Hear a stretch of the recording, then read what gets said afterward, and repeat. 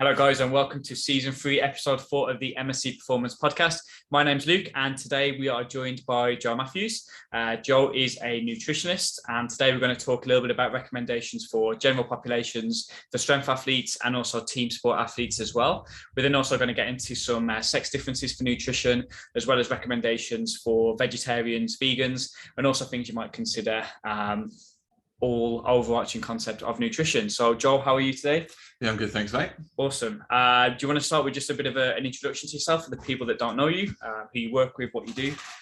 Yeah, for sure. So I've been working in nutrition for just under a decade now. My main, or full-time, I'm a lecturer at Birmingham City University, and that's in nutrition and injury prevention as well. And alongside that, I've worked with a number of different athletes, started with combat sports, so a lot of boxers and fighters. And more recently, I've become head of performance nutrition for Coventry Ladies FC and an academy nutritionist for Wasps Rugby as well. So that takes up most of my time. Fantastic. So yeah, how do you find it working for the team sports compared to working with people one-on-one? It's a big difference. So I think when you're working one-on-one with someone, you're going through a lot more personalized stuff. So you might be breaking stuff down, their day-to-day training schedule and their lifestyles, and might be working alongside as well. Whereas in the team sport environment, a lot of my job is like the large organization of the nutrition. So that might be lunches, chefs, food provision, making sure that stuff is available to players on a daily basis. So part of that becomes of education. We kind of set up the food infrastructure, if you like. That doesn't sound a bit too probably big enough more than what actually is there. It's just a few things on the table, right? So we'd have things laid out. So we'd have breakfast, snacks, lunches, and supplements, and then it's education so the players know why they're taking stuff and also what to do on a daily basis. Whereas with the individual, it might be a lot more breaking down sort of grams of stuff and timings of stuff. And do that occasionally with the team sports, but less so. I was going to say, from what I gather from what you just said, like working with team sports is more about getting the big blocks in place, and then the individual stuff is more like the maybe little 1% wins that you can get. Is that right? Or? Yeah, absolutely. So if you've got a squad of sort of 20 to 30 players, there's not going to be time to do all the individual stuff with them. And from practically, not all of the players might not want that level of attention because they'll be at different points in their nutrition knowledge. So if we can create an environment that makes them easy to do the basics well on a daily basis, and that's most of the job in that setting. There you go. Takeaway 1, get the big rocks in place. So yeah, we was going to start by talking a little bit about pre and post nutrition, because that's what a couple of podcasts ago, we spoke about a recent research paper that came out that hinted that potentially satiety was the most important thing for like moderate volume training in the gym, and it wasn't so much about the macro breakdown. So kind of wanted to get your take on pre and post nutrition, and obviously this is going to differ based off what the individual goal is, but I thought we could cover the big 3 of kind of just people that are training for general strength or general well-being in the gym, maybe how that would change for strength athletes, so powerlifters, weightlifters.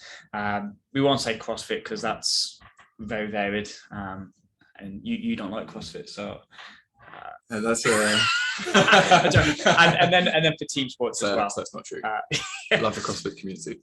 So with the pre-nutrition, do you have any kind of recommendations for people that are just training within the gym? Like, what are the big things that you're looking for? And then we'll have a look at the team sports after.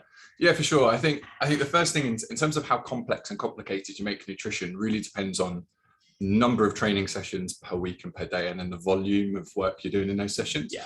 So if you've got somebody who's maybe doing 3, 4 or 5 1-hour gym sessions that are predominantly strength training based, so powerlifting style of training, I think the need, there's a lot lower need for things to be complex and complicated. Sure. And make things a lot more simple.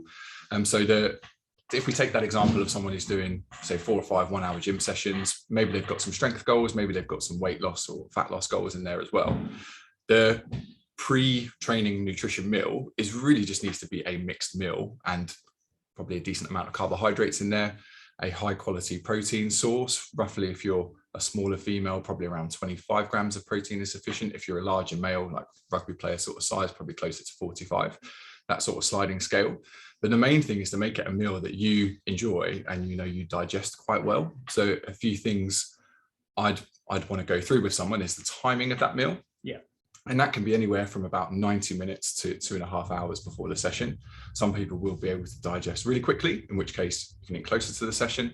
Other people will know that doesn't suit them. So you can leave a longer window and then maybe have a small carbohydrate snack sort of 15 minutes beforehand. The other side is just a practical aspect of if it's somebody who has a day-to-day job, what time of day are they training? Sure.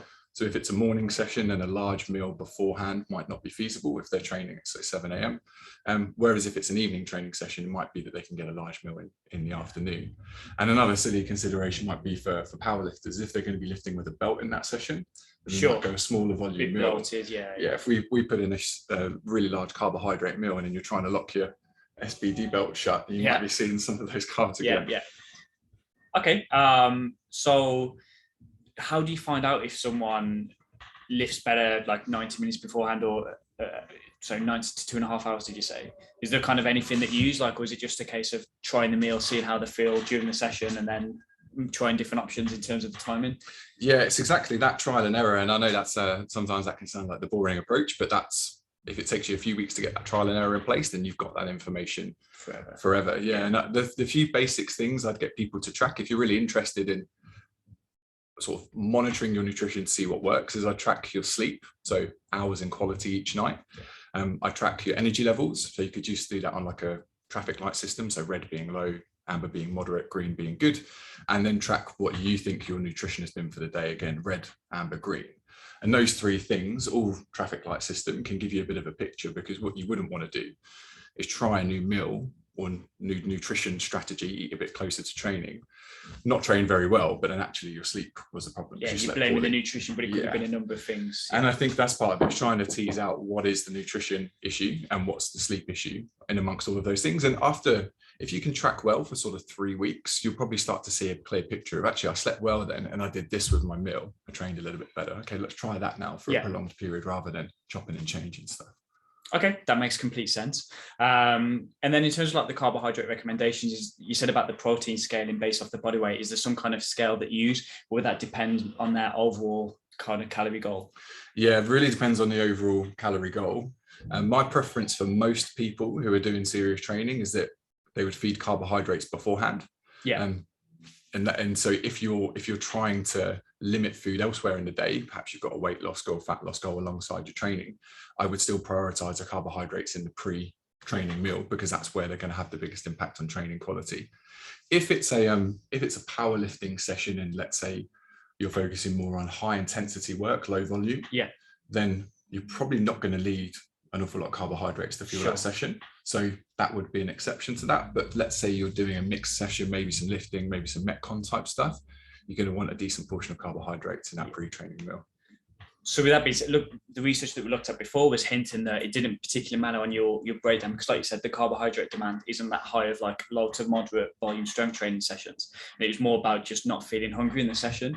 So would you agree with that? It doesn't particularly matter as long as you're not feeling, because I personally find that if I'm in a session, start to get hungry, I almost feel a little bit, I don't want to say faint, but like a little bit lightheaded, and then it really does affect the training session. So for myself, the carbohydrate demands of what I do is very low, but it's more just about feeling full and being able just to stay kind of as focused as I can within the training session. Yeah, 100%. So I'll give a couple of different examples here. If somebody was in a team sport like rugby, sort of carbohydrates before training or before a match day are non-negotiable. They're going to have to be in there. But if it's powerlifting, absolutely go for a mixed meal, particularly if it's going to be some lower volume, higher intensity work. If you're starting a new block and you're doing some higher volume work, I would still try and get some carbohydrates in there. But generally speaking, how you feel in that session is probably going to dictate how well you lift. And a lot of that's going to be down to, I think, the higher volume training is going to be more dictated by your fuel availability and nutrition. The lower volume, high intensity training is probably more dictated by mindset, psychology, freshness as a general concept. So what you're saying is, on competition day, when everyone's eating a kilo of gummy worms, that's not based off your recommendation. That's unnecessary, but it's just for enjoyment. Partly for enjoyment, but on a competition day, you should be going with what you enjoy. And the same again, we'll go to a team sport example, football or rugby. We would do the fueling on the day before the match day, which is a high carb day, a high carb breakfast, but then the actual lunch meal before competition is not trying to force carbs down. So what do you like to eat at this time? Okay, you're going to eat that. So it becomes about making the person comfortable and making sure they're happy.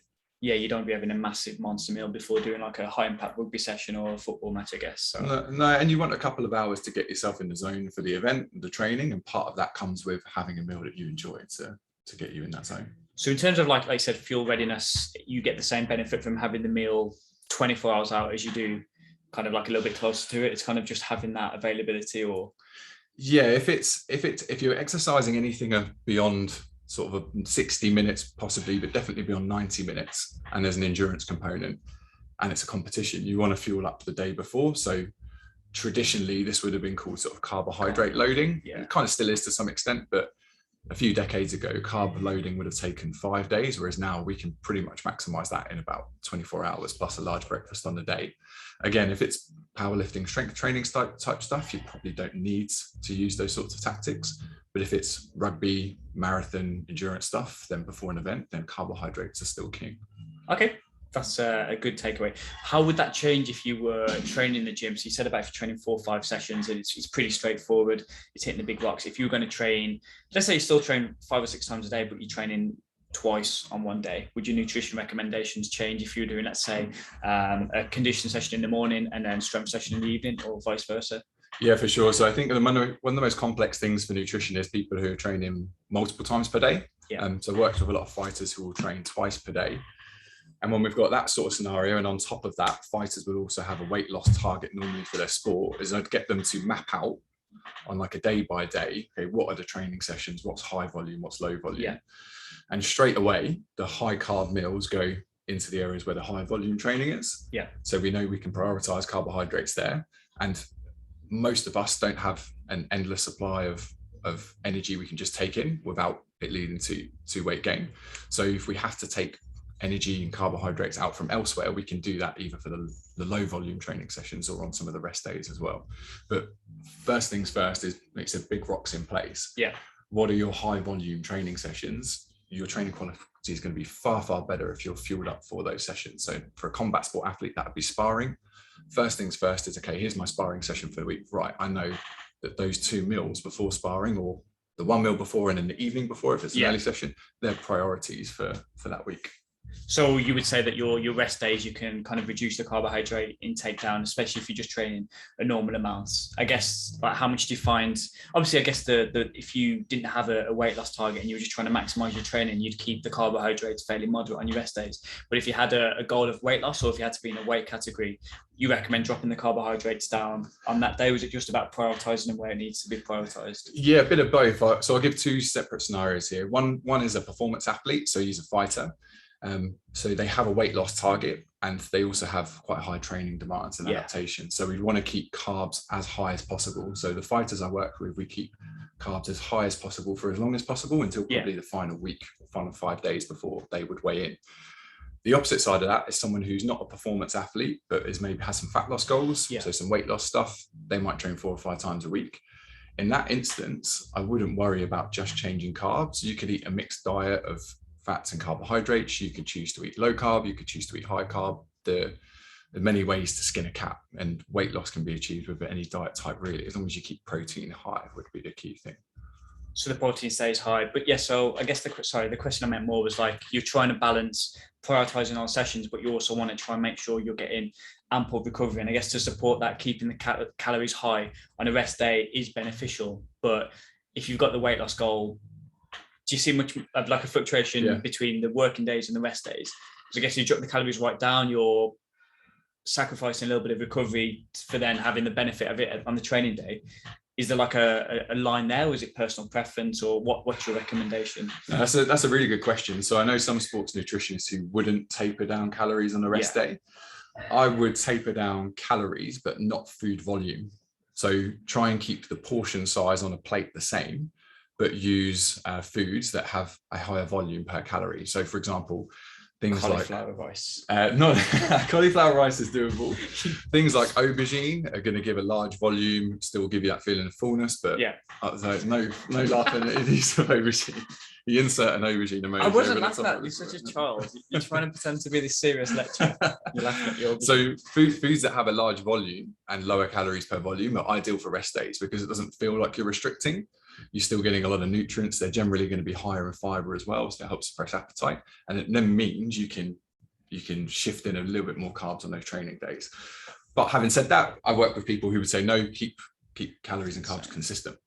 So again, there's several approaches to that. So I guess like with your weight loss goal, if we're talking about weight loss for now, is you've got like rather than having a look at it on the daily picture, you've got like almost like a weekly target for calories. So you could average out at, let's say, you're 2,000 a day. So that would average out at, quick math, 1,400. Sorry. Damn, I've messed that up. 14,000, and then you divide that by 7. So I guess like you could divide that however you like. So some days could be 2,200, other days could be 1,800, or you could keep it constant. It's more just like the week picture. Yeah, perfect. So another take home, as well as getting the big rocks in place, is I'd say look at your nutrition across a week as opposed to day to day. Yeah. For a performance athlete, that's important because you will have different needs on different days based on your training. For somebody who's looking general weight loss, fat loss, or weight management, it also takes away that psychology of good days and bad days and good meals and bad meals. Yeah. Because you're working on a weekly basis, and no one meal or one day is going to derail that progress. Whenever we talk about nutrition, for me, like the similarities between your training and your nutrition and like the periodization of it really like are apparent. So like with your training, one great session or one bad session doesn't make or break your training block. And it's the same with the nutrition, like one bad meal doesn't make it. It's these general trends over time. And it's the same with weight loss. There's going to be that, I presume that there's the fluctuations daily, but it's the overall trend that you're tracking. Yeah, for sure. Big pictures. And I think that's probably been a change in nutrition in recent years, is treating it as a bigger picture thing. Yeah. And I think for performance athletes, a way to think about it in a simple sentence is to fuel for the work required. So fuel for the demands of your training on that given day or on that given week. And there will be weeks like a deload week, for example, where you will fuel differently. Yeah. And you can also have effectively deload weeks with your nutrition. And that might mean taking your foot off the gas a little bit and actually giving you a bit more freedom in your diet. So it doesn't feel like you're on. Like a diet break. Yeah, like a diet break, but not to the extent that maybe some bodybuilders would go, where it's a 6-month diet break. Yeah, 6-month diet break or a 6,000 calorie binge. So it can be healthy and aiming around like maintenance perhaps. Yeah, exactly. But and also to give you, from a food psychology point of view, to give your mind a little bit of a break from having to track and monitor things as closely, which is not necessarily healthy for everyone either. Yeah, absolutely. Yeah, that's good recommendations. How does that change for weight gain? Like, do you work with many like fighters that were looking to gain weight? And I imagine in rugby, there's a lot of people that might have a goal of getting a little bit bigger.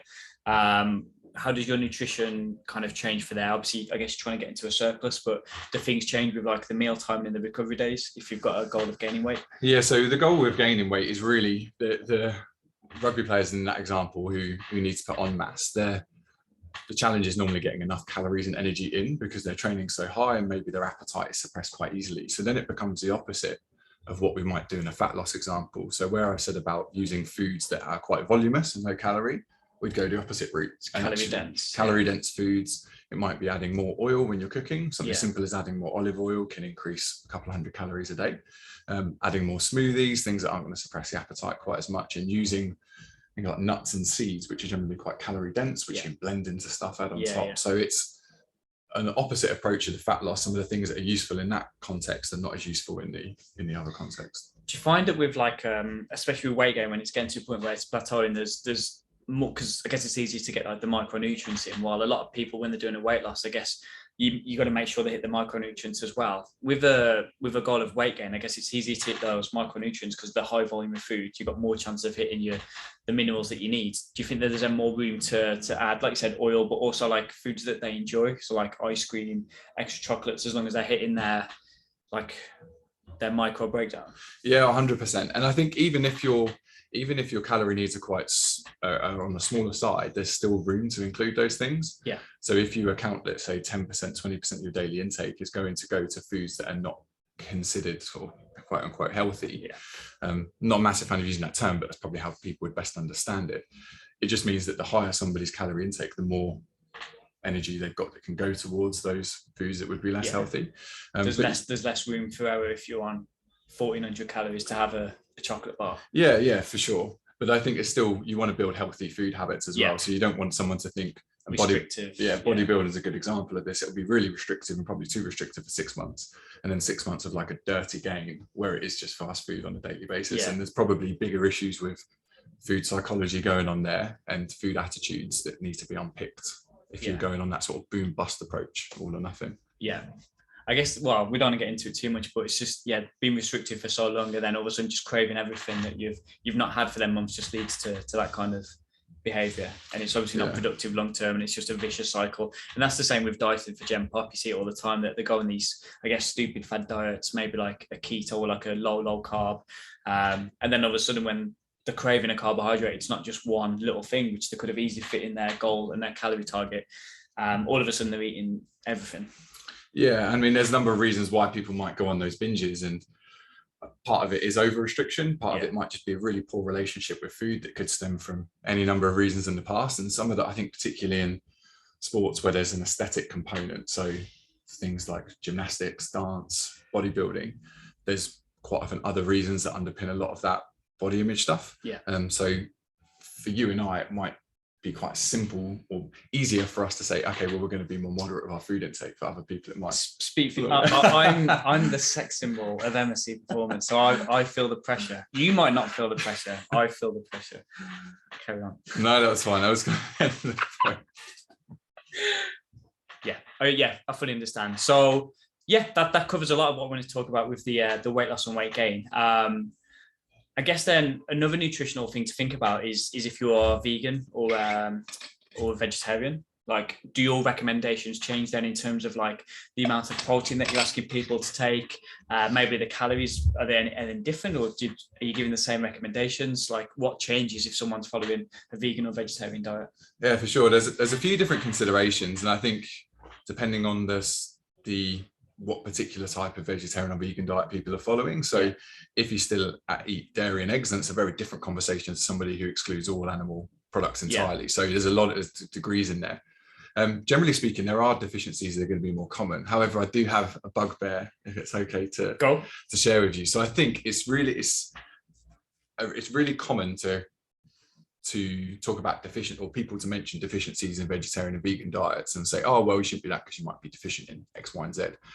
But if we look at the general population who are meat eaters and consume a mixed diet, there are still quite common deficiencies in mixed diets, but people don't say, oh, we shouldn't have a mixed diet because you might be deficient in X, Y, and Z. So the important thing is how well you know your diet and education, really. So it can be a poor diet that's a vegan diet, or it could be a poor diet that's a mixed diet. If I have a player or an athlete who comes to me and says they want to follow a veggie or vegan diet, I'll always start with a sit down. Okay, what's your current nutrition knowledge? What are your cooking skills like? How are we going to plug some of the gaps that might appear if you just go off the cuff and you're not preparing food from scratch? And you'll say it could be a vegetarian or vegan diet, but it might still be convenience food, fast food based. Generally speaking, protein can be a little bit harder to hit, specifically if you are on a calorie restricted diet. So I think fighters and weight loss there, or normal fat loss stuff, generally because your protein is going to come attached to carbohydrates. So things like soy, edamame, might come from nuts, might come from beans, pulses, and it's going to have those carbs alongside with it, which is not a huge problem, again, as long as you've got an understanding of that. If you're eating more protein on a vegetarian or vegan diet, you're probably going to be higher carb, lower fat, just by default, because of this. In terms of micronutrient stuff that's specific to the vegan diets, vitamin B12 is a relatively common deficiency, but that's easily fixed by if you're a vegetarian or vegan who still consumes who still has dairy and eggs, then you'll be fine. If not, that can be solved with a supplement, and that's relatively straightforward. There are some other micronutrient deficiencies, but not anything that's as specific to that diet that still can't happen elsewhere. Maybe some of the essential fatty acids that you get from fish oils. So if you have oily fish, that's high in EPA and DHA. But then there's a lot of people on a mixed diet who still don't eat oily fish as well. So again, if you're really diligent and want to be attentive, then that can be addressed with a supplement as well. Or there's I think microalgae oil as well is like a vegan alternative to fish oil supplements. Sounds horrible. Yeah, I've not had it myself. Two questions off the back of that. So with the vegan, one of the things that people talk a lot about is about the protein quality for vegan and vegetarian source compared to a meat source, it being an incomplete protein source. Like, how much do you find that actually affects people's training and kind of goal of maintaining, let's say, tissue or increasing muscle tissue? And I had a second question, which I've just completely forgot. So if you answer that one, I'll come back to it. Again, I think this is something that's easily fixed with a bit of planning. So there are high quality vegan sources of protein, soy being one. So that soy can be in the form of tofu. It could be in the form of supplements that are soy protein as opposed to whey protein. It could be edamame, and peas as well are scored relatively high on like the protein index, which is how well digested they are. Aside from that, if you don't have to combine certain protein sources, but you can, and there might be an advantage there. There might not. 10, 20 years ago, they would have said you need to combine certain foods. So you get the complete protein. Yeah, so you get a complete protein source. So things like rice and beans, you'd combine together. Yeah. But based on the evidence in the last few years, I think as long as you're getting all of those things in a day, they don't need to be in a meal. So if you were eating exclusively beans only, you might not have a complete protein source. But as long as you're getting a multitude of different sources, you're probably going to hit the overall. Yeah, exactly. Yeah. So the reason for that is protein is made up of lots of different amino acids. If you eat an animal source of protein, that contains all essential amino acids, of which there are 9, which the body can't produce. Yeah. But if you eat plant-based sources of protein, they will contain some of those 9. They might contain 4, another source might contain 5. So you're looking to sort of the old David Brent meme where you combine them together. Yes. Decent. The question I was going to ask was about the general population. You said, so like vegans, like people say that they've got, it's deficient because of the diet. What are the gen pop deficiencies? And then I guess like touch on what are the supplements in specific to like the micronutrients that you might recommend, or like vitamins and minerals that you might recommend to general pop. Yeah, for sure. So I generally wouldn't recommend a multivitamin because I think for most people that isn't necessary. But if somebody chooses to take it, I'm not going to stop them. Most of the things we can get through food. So common deficiencies in the UK population, zinc, magnesium are quite common. In females, iron can be quite common as well. Yeah. If people who follow a mixed diet but don't eat red meat, then iron is another consideration as well. And things like iodine, but if you use fortified table salt, that's not so much of a problem. So they're kind of the main ones. With food fortification in the UK, a lot of deficiencies that might be common in other countries aren't necessarily problems here. So B vitamins, most people are generally okay if you eat fortified products, so like dairy and bread. In the UK, those products are fortified. But if you don't eat those things, then B vitamins might also be mindful as well. The big one, I guess it's a fashionable one, you might come up before, is like vitamin D. So is that an aubergine joke? No, it's not. You say aubergine? D. Yeah.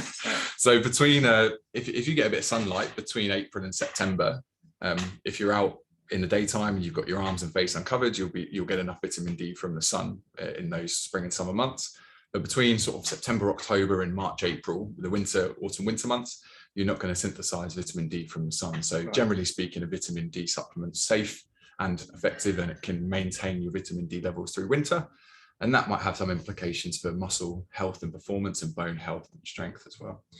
So you said that a multivitamin you wouldn't recommend, but is there like a negative? Because I guess they're quite cheap, and if it covers all the bases, like is there any downfall to taking a multivitamin if you're hitting all of it, everything through nutrition? Because I think a lot of people see it as almost like a fail-safe, and it just covers the base. Yeah, I've heard people say use it as an insurance almost. Yeah, I think it depends on that person's mindset, because if they're using it and then thinking, okay, but I don't need to include this in my diet.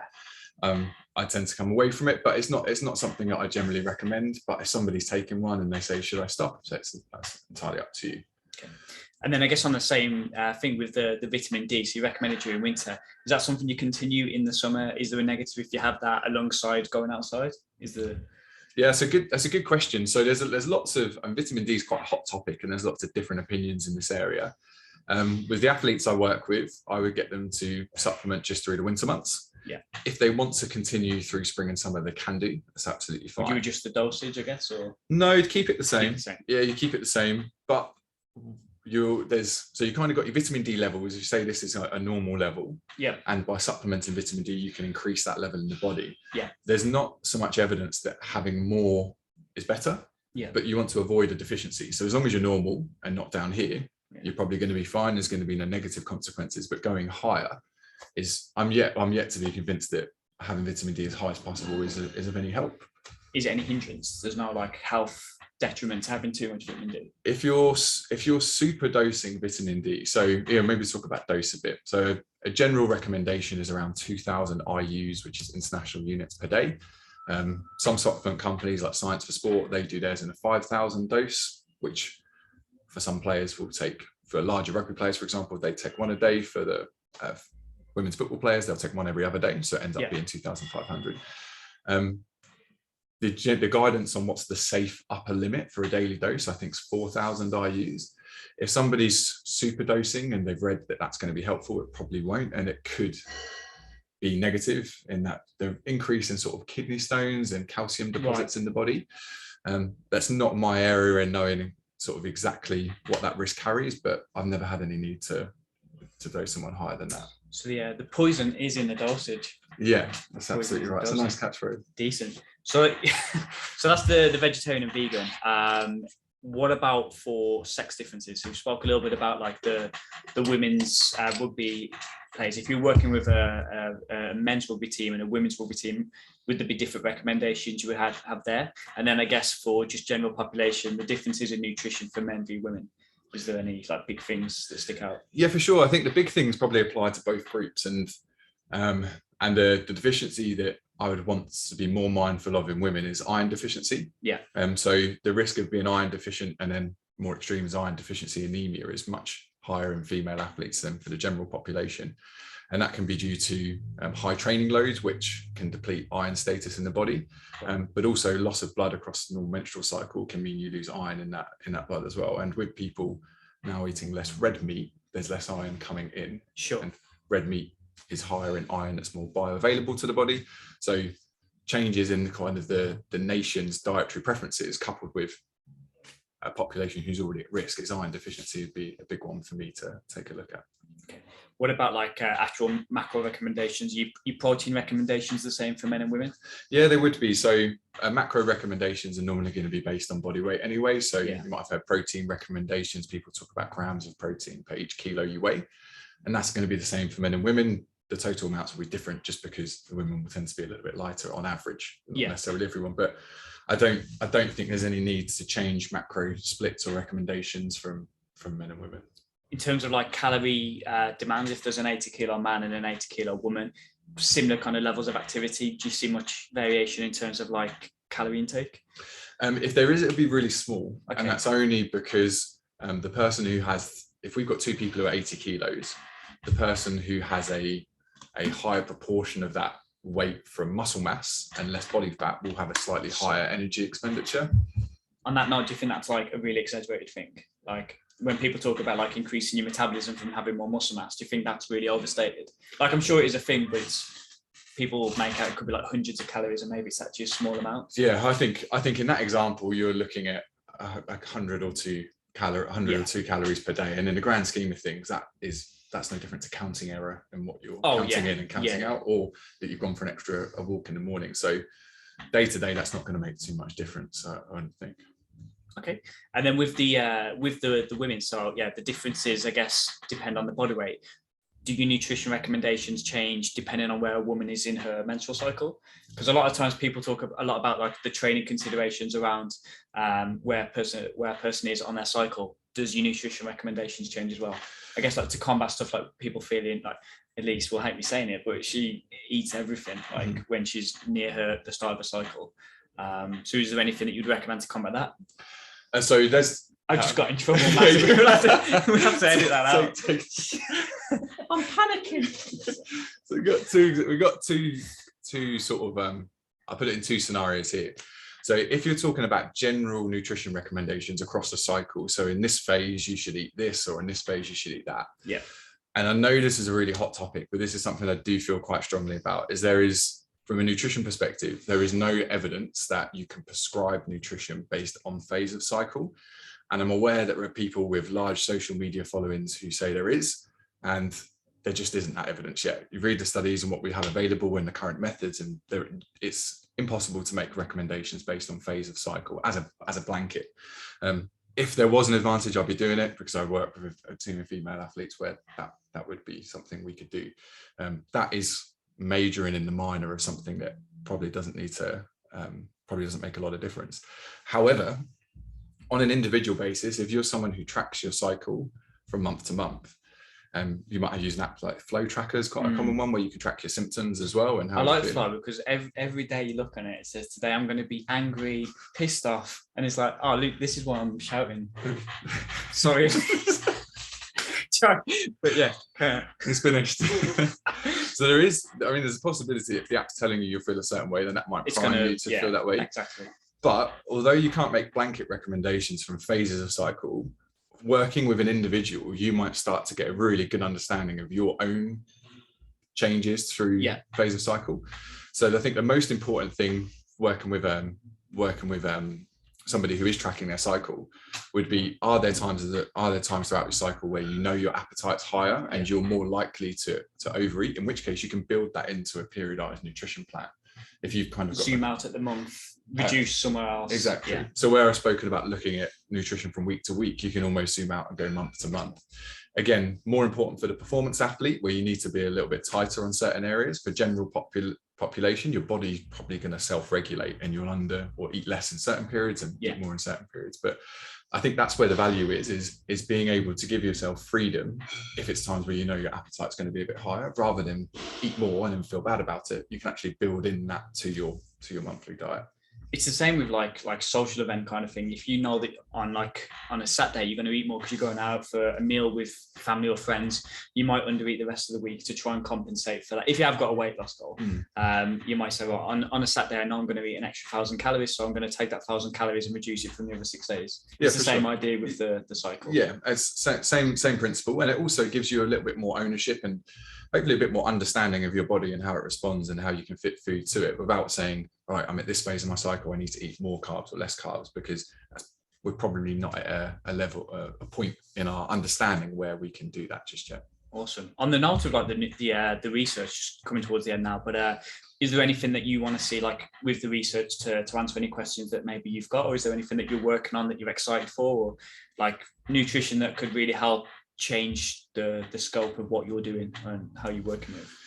Yeah, I think the female athlete stuff is probably the most interesting, because we don't have a good understanding of nutrition considerations across the cycle, and even if those things will hold true from person to person, or even if there's too much variance between two people, that we can't actually ever give general recommendations. So it'll always be an individual thing. Sure. One of my PhD supervisor in Nottingham, Kirsty Elliott-Sale, has worked on this for decades and is still doing some work. So I'm interested to see what they do. But a lot of it is, if you bring someone into the lab and change the diet they eat in the days beforehand, does their performance in the lab then change? Yeah. There are a handful of studies that have looked at that, but not probably at the level and quality that we need to make those recommendations just yet. Okay. Cool, that's exciting. So I guess, to finish up with then, I guess just kind of like your overall recommendation. So I think we gave people a lot of information today. Like if someone was coming in, starting training in the gym, or like looking to take their nutrition a little bit seriously, the big rocks, what would they be for the Gen Pop, for the strength athlete, not the strength athlete, Gen Pop, and like if they're playing a team sport, what are your big 2 or 3 targets that take up like the biggest return for their effort? Yeah, so I think the fundamental is energy balance. So the amount of food that comes in or the energy that comes in through food versus the energy that goes out through activity. So to get an understanding of what your energy needs are is fundamental. Yeah. You can do that by using some of the online calculators online, but they will give you an estimate. And then if you track your food intake and you can get an idea of your energy expenditure, you'll start to see, okay, well, my weight sort of stays stable when I sit around here. And once you've got that, you can then start to think, well, how within those calories, what are they going to be composed of? So protein, carbohydrates, and fat. The ratios between those are not really that important for the general population, but trying to hit a protein target each day can be quite useful. There are a range of different protein targets. If you are general pop strength training, then anywhere from sort of 1.5 grams for each kilo you weigh. So if you weigh 60 kilos, then that would be between sort of 90 grams up into 120 grams. I thought you gave yourself a hell. I always go 100 kilo. So simple. But I struggled to work out 7 days, 2,000 calories earlier. So, I back you more than you back myself. This is maths with Luke and Joe. Yeah, so 1.5 grams as a minimum if you're doing some kind of strength training. Yeah. The upper limit, 2.2. Upper limit 2.2 is a general upper limit, but I think if you're a larger person who weighs more, you're probably going to struggle to hit that target unless you're used to it. So that would be the first thing really, is what are your roughly energy needs on a daily basis, and can you hit a protein target? And I wouldn't worry too much about the proportion of carbs and fats in that initial phase. That would be the fundamental. The other big rock take home would be would be variety of food. So a really nice example is, rather than having a bowl of porridge in the morning that's just oats and milk, is maybe you reduce the portion of oats and milk slightly, but you add in, let's say, a spoonful of cocoa powder, or sprinkle on some nuts or seeds on top. Different textures, different flavors. Really small changes like that I'm a big fan of, and that will help with the micronutrients and avoiding deficiencies. And also, if you're about to go into a session where you're going to sweat and lose minerals through sweat in exercise as well, you're replacing those, or you're replacing them afterwards, but you're actually loading them before, because they're going to be in higher quantities in things like seeds, nuts. I really like cocoa powder, is a nice addition, adding things like honey in, but making sure that your plate or your bowl has several different things in, as opposed to just two things. It's going to make a big difference. Fantastic. Yeah, I think that pretty much covers everything that I wanted to go through. Is there anything you wanted to say, or happy? No, perfect. Loved Fantastic. Where can people find more from yourself if they wanted to like talk about like your nutrition services, or just kind of get a bit more information about yourself? For sure. So I'm on Instagram and Twitter, which is @JoeJohnMatthews. I rarely post about nutrition stuff. Occasionally when I get the time, but happy to answer any questions if people want to DM me. That's no problem at all. Fantastic. Other than that, hope you all enjoyed the episode, guys. Hope you got some good takeaways. No pun intended. Made that joke earlier, but it works again. So yeah, thank you everyone, and we will see you on the next one. Thank you. Cheers. See ya.